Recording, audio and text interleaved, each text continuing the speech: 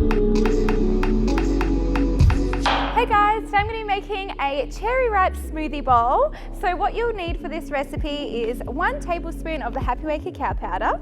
We're going to be using 1 scoop of the Happy Way triple chocolate fudge protein. I'm going to be using just a dash of almond milk. I've got about 1 cup here of frozen banana, so it's about 1 banana chopped up.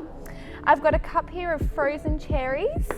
I'm going to be using 1 tablespoon of cacao nibs, 1 tablespoon of date syrup, and a cup of ice. So how we're going to make this one is I'm just going to chuck all of my ingredients into my blender, and I'm going to gradually add in my milk.